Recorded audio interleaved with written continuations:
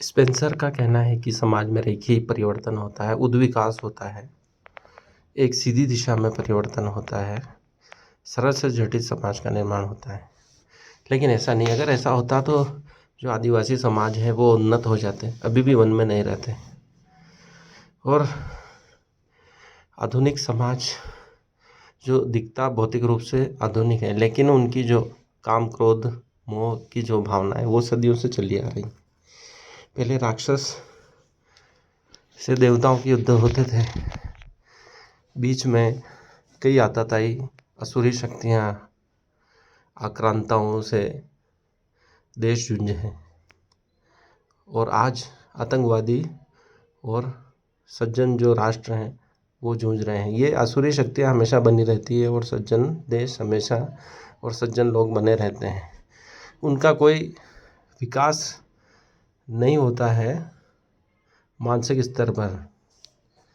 जो चेतना का विकास जिसकी परिकल्पना सनातन धर्म में की गई है कि मनुष्य की चेतना का विकास होना चाहिए, बाहरी विकास से कोई ज़्यादा तात्पर्य नहीं है। बाहरी विकास तो स्वयं ही आ जाएगा। यदि अंदर प्रसन्नता होगी तो चेहरे पे वैसे ही झलक जाएगी। यदि अंदर से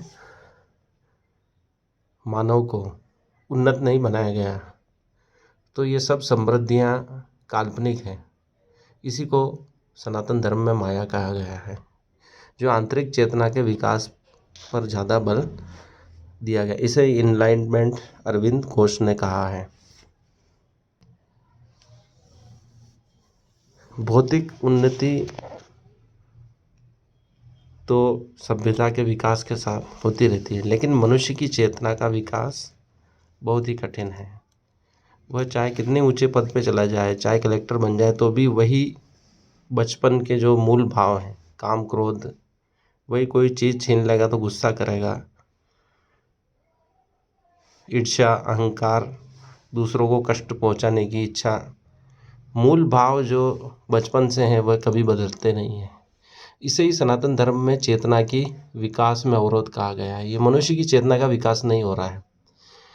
जो आदिम काल से खाना बदोश जब मनुष्य था, जो मूल भाव उस समय थे, वही काम क्रोध लोभ मोह आदि जो भावनाएं हैं, मूल प्रवृत्तियाँ, पाशविक प्रवृत्तियाँ हैं, वो अभी भी बनी हुई हैं।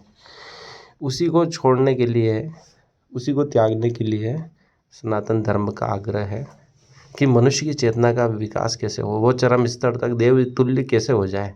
यही समस्त प्रयास सनातन धर्म भारतीय परंपरा ने किया है।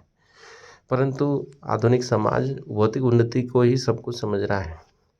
अगर भौतिक उन्नति सब कुछ है तो फिर शांति क्यों नहीं है? अमेरिका के लोग आपस में ही एक दूसरे को क्यों मार रहे हैं? वहाँ के छात्रों में अंधाधुंध गोलियां चलाकर आपस में ही सर्वनाश कर रहे हैं।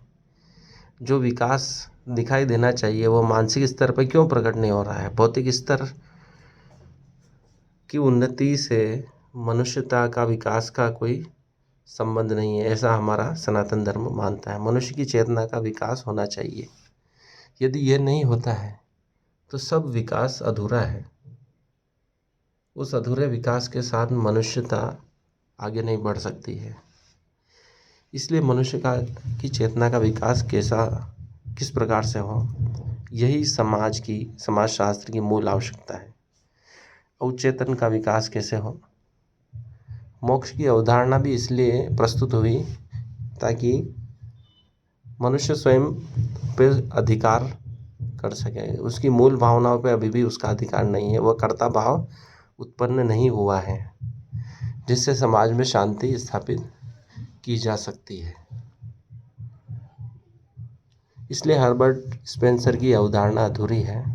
यदि मनुष्य का विकास हो गया तो और आगे क्यों नहीं बढ़ रहा है? ये जो डार्विन से मूल भावना ली गई है, तो मनुष्य का विकास मनुष्य के रूप से ही क्यों रुक गया है और आगे विकास क्यों नहीं हो रहा है? ये अभी जो बंदर है वो मनुष्य क्यों नहीं बन रहे हैं? ऐसे कई प्रश्न हैं जिनको खोजा जाना आवश्यक है, खोजे जाना बाकी।